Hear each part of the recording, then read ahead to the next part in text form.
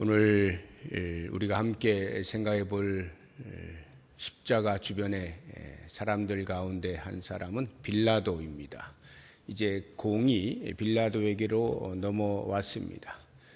산헤드린 공회에서는 이미 예수님을 죽이자라고 하는 결론을 내렸고, 그것을 실행할 수 있는 능력이 그들 자체로는 없었기 때문에 로마의 집행부, 로마 총독인 빌라도에게 그것을 집행할 수 있도록 요청을 하고 있는 것입니다. 빌라도가 예수님과 대면을 하고 신문하는 과정이 오늘 본문 안에 나와 있습니다. 그런데 유대인들이 예수님을 이제 죽이려고 할 때에는 그들의 생각은 신성 모독죄를 적용하여서 얼마든지 사형을 언도할 수 있었지만, 이것이 로마로 넘어가게 되면서 로마의 집행부 아래에서 사형을 집행하기 위해서는 그런 종교적인 문제만 가지고서는 가능하지가 않았기 때문에 정치범으로서 사형을 구형할 수 있는 그런 무엇이 필요한 겁니다. 그래서 이제 그들이 기소를 할 때에는 자칭 왕이라고 한다. 로마 황제가 있는데 자기를 왕이라고 한다. 이것은 나라를 전복하려고 하는 것 아니냐. 이런 식으로 이제 기소를 하게 된 겁니다. 그래서 빌라도가 예수님을 만나서 신문하는 그 첫 소리를 들어보게 되면 11절에 내가 유대인의 왕이냐? 이렇게 묻는 이유가 거기에 있는 것입니다. 이와 같은 이제 신문의 과정에서 예수님께서는 빌라도 앞에서 1절 말씀을 하지 않으십니다. 수없이 많은 증언들이 올라왔겠죠. 그런 것들을 빌라도가 볼 때에 예수가 분명히 뭔가 자기에게 대하여서 변명을 할 것 같은데 1절 말을 하지 않는 것입니다. 그것에 대하여서 매우 놀라워하죠. 그리고는 그 모든 이제 신문의 과정들을 다 마치고 결론적으로 빌라도는 예수님을 이제 십자가에 못 박는 일에 내어주게 됩니다. 오늘 우리가 이제 이렇게 읽으면서 또 평소에 우리가 빌라도를 이렇게 생각해 볼 때, 이 사도신경에서 우리가 신앙 고백을 하면서 늘 본디오 빌라도에게 고난을 받으사 십자가에 못 박혀 죽으시고라고 하는 이 대목이 언제나 우리의 마음에는 이렇게 한편으로는 우리가 그 사도들이 그렇게 고백을 한 것이기 때문에 그대로 받아들이면서도 또 한편으로는 이런 본문의 말씀들을 좀 읽어보다 보면 왠지 빌라도에게 동정이 가기도 하는 것입니다. 그럴 만한 여러 정황들이 포착이 되지 않습니까? 이런 본문 속에서 우리가 느끼는 이 빌라도가 어떤 사람인가라고 하는 것을 이렇게 보게 되면 그렇게 악한 사람 같지는 않은 거예요. 그러니까 역사적으로 기독교 안에서 대대로 내려오면서 그 빌라도의 이름이 악인 중에 악인으로, 예수님이 십자가에 못 박혀 죽으신 그 원흉이 빌라도인 것으로 회자되어질 만큼의 악한 사람은 아니지 않는가라는 어떤 그런 생각이 본문을 읽으면서 왠지 이렇게 들어오게 되는 것입니다. 그러니까 예수님의 석방을 위해서 나름 애를 쓴 사람 아닌가 라는 생각이 드는 거죠. 또 좀 더 동정을 하자고 한다면 빌라도도 예수님처럼 피해자의 한 사람은 아닐까. 워낙 많은 사람들이, 대중들이 밀어붙이니까 그 힘에 어쩔 수 없이 밀려서 불가피한 결정을 내릴 수밖에 없었던 또 한 사람의 피해자로도 보고 싶을 정도의 사람이다라고 하는 것입니다. 오죽하면 더 이상 어떻게 물러날 길이 없게 되니까 물에다가 자기의 손을 씻으면서 나는 죄 없다, 이렇게 스스로 무죄함을 이야기할 만큼 예수님의 죽으심에 대하여서 안타까워했던 그런 빌라도, 나름대로 이렇게 빌라도를 조명해 보면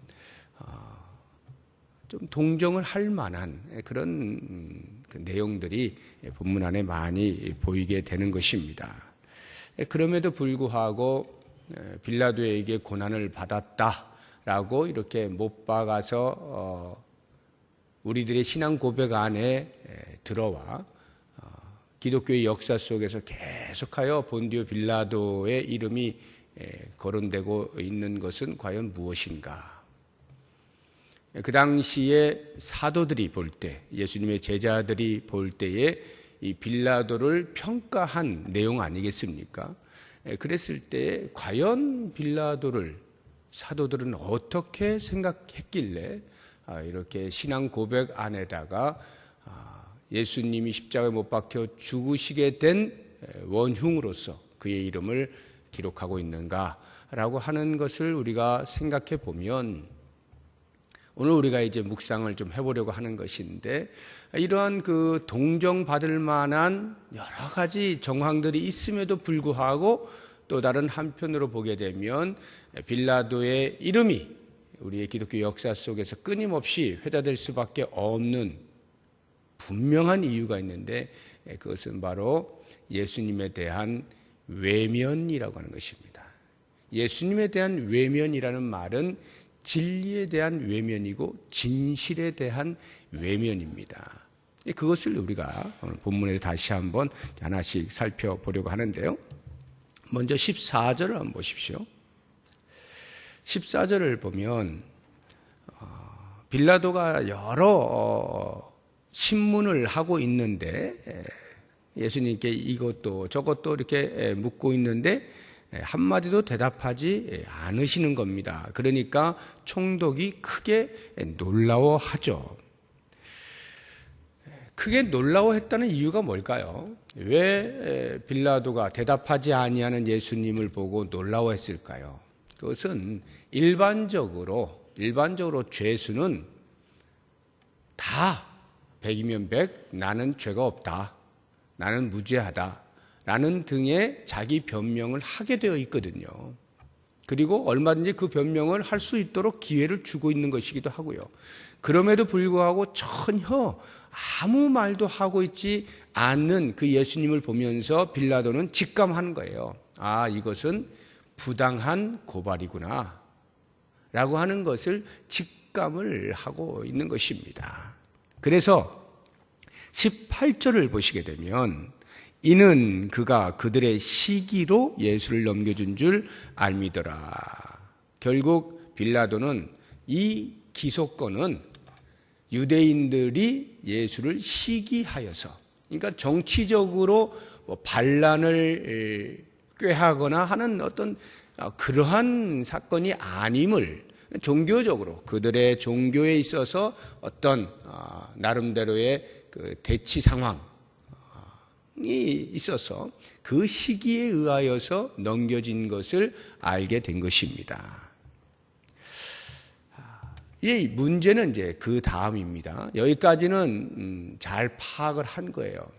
그래서 자기에게 던져진 그 문제를 어떻게 해결을 하느냐 하면, 진상을 좀 더 철저히 조사해서 진실대로, 진리대로 문제를 해결하려고 하지 않고, 이것은 이렇게 하면 되겠다라고 하는 자기 나름대로의 얄팍한 수를 쓰게 되는 것입니다. 그러니까 지금 유대인들이 어떤 시기에 의하여서 빌라도여 당신이 우리의 문제를 좀 해결해 주시오 하고 가지고 온 이것에 대하여서 그 사람들의 마음도 얻고 또 자기의 양심도 지킬 수 있는, 이것은 아무 문제가 없는 것이로구나 하는 이 부분에 대한 자기의 양심도 지킬 수 있는, 꺽 먹고 알 먹을 수 있는 어떠한 얄팍한 수를 생각해낸 겁니다. 그게 뭐냐 하면, 어느 나라에나 있는 것처럼 어떤 특별한 날이 되면은 죄수들을 사면해 주는 일이 있죠. 우리는 특사라고 말을 하는데, 이런 명절 특사, 그때에도 그런 전례가 있어서 최소한 사람을 놓아주는 일이 있는 겁니다. 이제 6월절이 곧 다가오지 않습니까? 6월절에 이제 한 사람을 놓아줘야 되겠다라고 하는 이제 그 전례를 따라서 빌라도가 그것을 이용하는 것이죠. 그래서 예수님과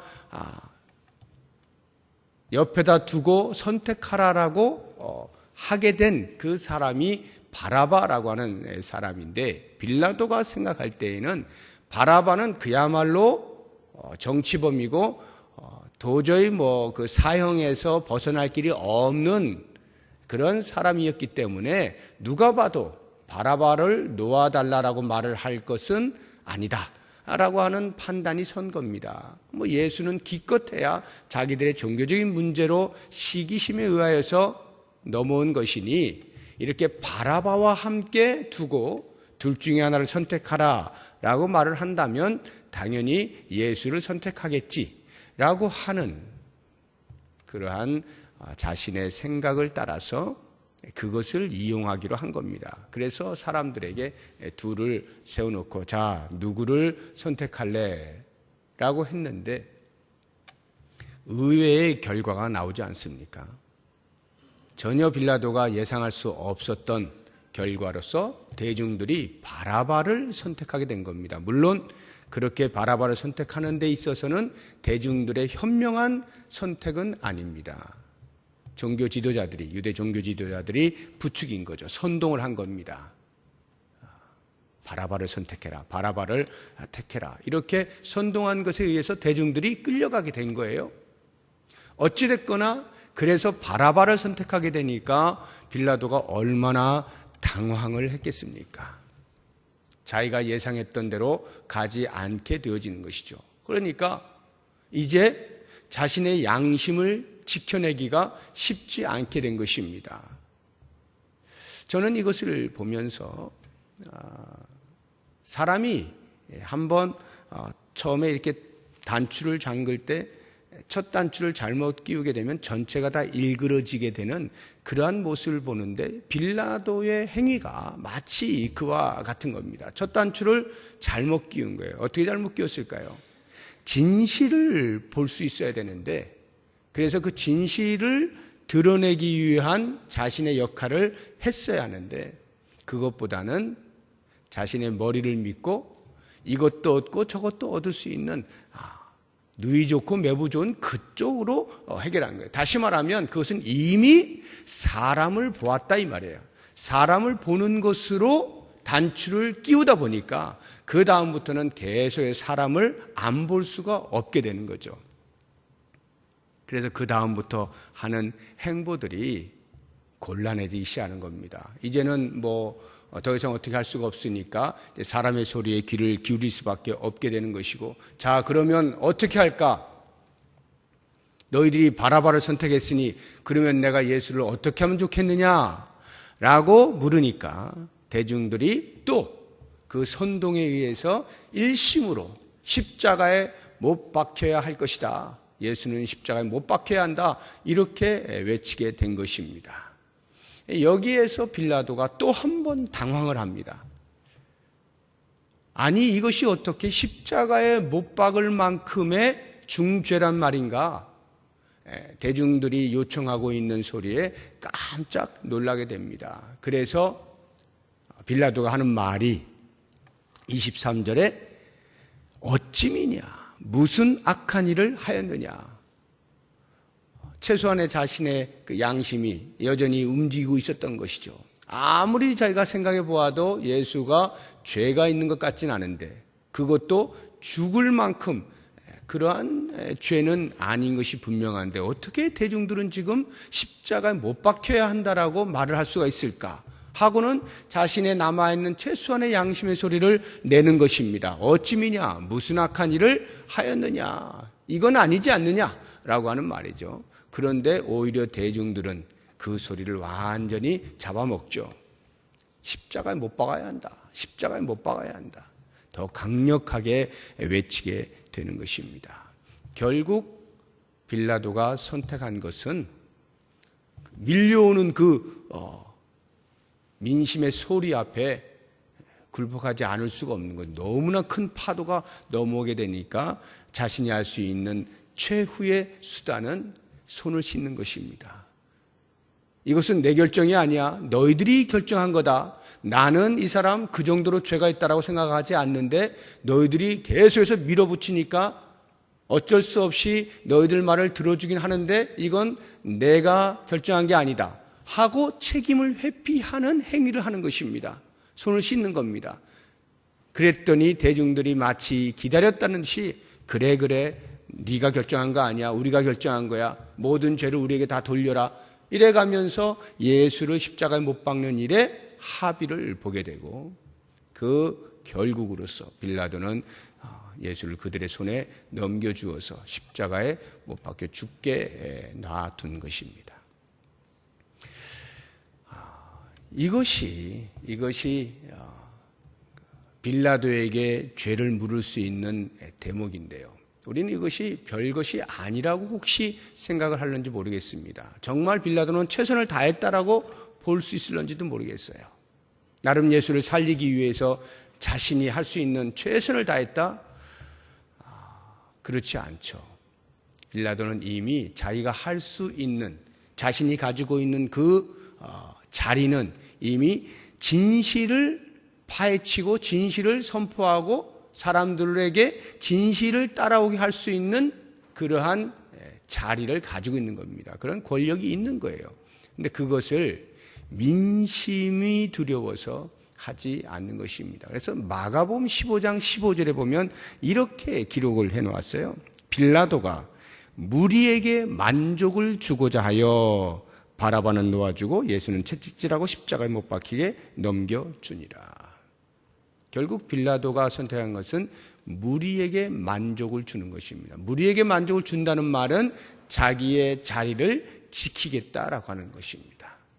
혹시라도 이 민심에 의하여서 로마 황제에게 자신의 행위가 들어가게 되면 안 그래도 이전에 자신의 좋지 않은 행위가 보고가 된 바가 있는데 또 이런 일들이 자신의 무능력으로 드러날까. 그래서 혹시라도 총독의 자리에서 파면이 될지도 모르겠다라고 하는 이런 차원에서 그 무리에게 만족을 주어 그냥 아무 일도 없었던 것처럼 그렇게 되어야만 자신의 자리를 계속 지킬 수 있는 이러한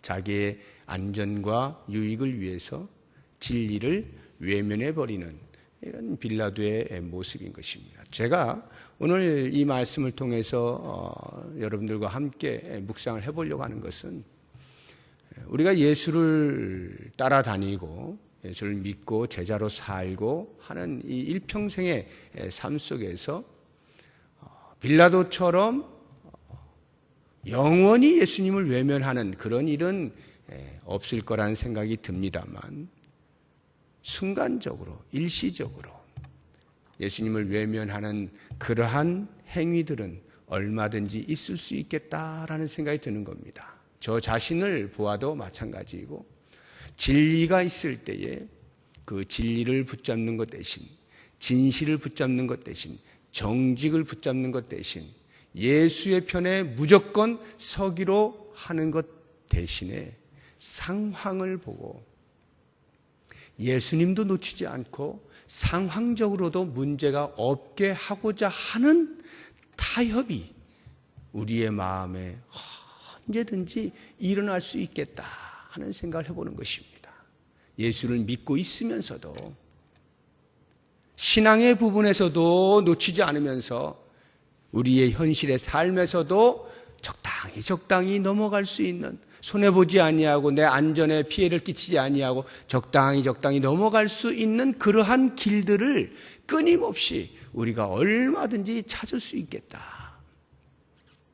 그런 면에서 그것이 밖으로 드러나든 드러나지 않든 우리는 수없이 많이 예수님을 외면하며 사는 삶이 있을 수가 있다는 것을 묵상하게 되면서 이 고난주간을 맞이하면서 우리의 모습을 다시 한번 정직하게 들여다보자라고 하는 것입니다. 과연 나는 내게 주어지는 어떤 상황에서 내가 피해를 보거나 손해를 보거나 억울한 일을 당하거나 어떤 안전의 위협을 느끼거나 하는 것 등등과 관계없이 오직 예수 그리스도의 편에 서고 진리를 사수하고 진실을 말하고 그렇게 할 수 있는가? 이 부분에 대해서 저도 여러분도 말씀 앞에 다시 한번 깊이 묵상하면서 빌라도와 같이 첫 단추를 잘못 끼어 온 옷이 어그러지는 일이 없도록 처음부터 예수 편에 서기로 작정하고 그렇게 한 걸음 한 걸음 걸어 나갈 수 있는 우리 모두가 될 수 있기를 바랍니다. 기도하겠습니다.